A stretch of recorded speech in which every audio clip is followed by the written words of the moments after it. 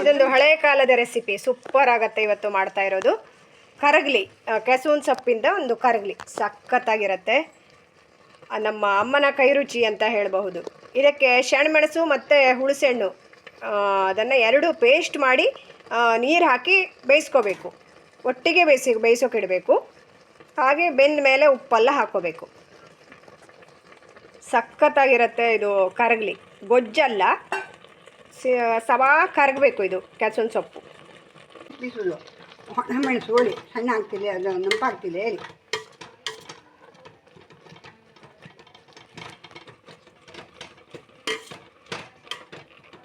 ನೀರು ಬೇಕಷ್ಟೇ ಹಾಕ್ತಾ ಇರಲಿ.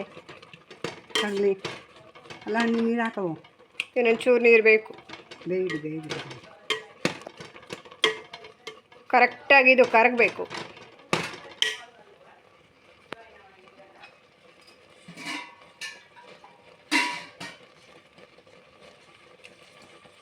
ಇನ್ನೊಂದು ಸ್ವಲ್ಪ ನೀರು ಹಾಕ್ತಾ ಇದ್ದಾರೆ.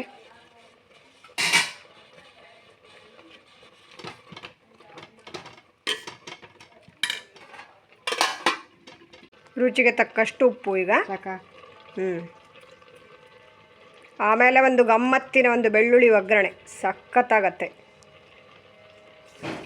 ನೀವು ಎಷ್ಟು ಖಾರಕ್ಕೆ ಬೇಕೋ ಅಷ್ಟು ಸೆಣಮೆಣಸನ್ನು ಹಾಕ್ಕೋಬಹುದು. ಹಾಗೆ ಹುಣಸೆಹಣ್ಣನ್ನು ಕೂಡ ಎಷ್ಟು ರುಚಿಗೆ ಬೇಕೋ ಅಷ್ಟು ತಕ್ಕಷ್ಟು ಹಾಕ್ಕೋಬಹುದು.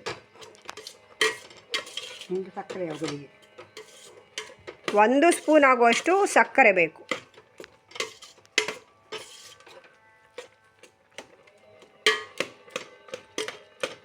ಮಳೆಗಾಲದಲ್ಲಿ ಇದೊಂದು ರೆಸಿಪಿಯನ್ನು ಮಾಡಿದ್ರೆ ಚೆನ್ನಾಗಿರುತ್ತೆ.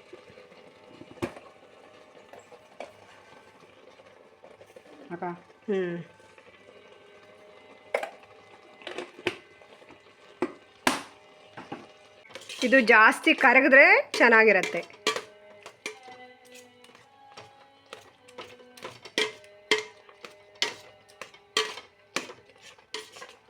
ಈಗ ಇದಕ್ಕೊಂದು ಒಗ್ಗರಣೆ, ಗಮ್ಮತ್ತಿನ ಒಗ್ಗರಣೆ. ಉದ್ದಿನಬೇಳೆ ಒಂದು ಅರ್ಧ ಸ್ಪೂನು, 1 ಗಡ್ಡೆ ಬೆಳ್ಳುಳ್ಳಿ ಬೇಕು.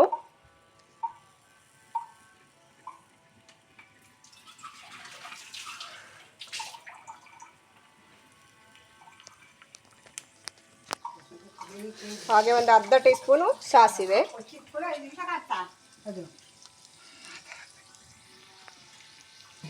ಇದಕ್ಕೆ ಒಣ ಮೆಣಸು ಹಾಕಿದ್ದಾರೆ. ಅಮ್ಮನೇ ಮಾಡ್ತಿರೋದು, ನಾನು ವಿಡಿಯೋ ಮಾಡ್ತಾ ಇರೋದು. ಪಾಮ್ಕಾಳು ಹಾಕಿದ್ದೇನೆ. ಪಾಮ್ಕಾಳು ಬೆಳ್ಳುಳ್ಳಿ ಬೇಕಾದ್ರೆ ಹಾಕಿ ಪಾಮ್ಕಾಳು ಅಂತ ಹಾಕ್ಬೋದು. ಪಾಮ್ಕಾಳು ಕೊತ್ತೋಗ್ತು.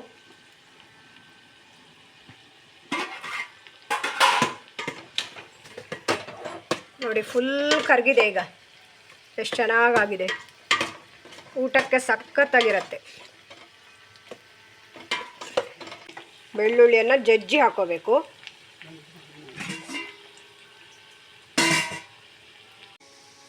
ಈಗ ಒಂದು 1/4 ಟೀ ಸ್ಪೂನ್ ಆಗುವಷ್ಟು ವಾಮಕಾಳನ್ನು ಹಾಕ್ತಾ ಇದ್ದೇನೆ ಒಗ್ಗರಣೆಗೆ.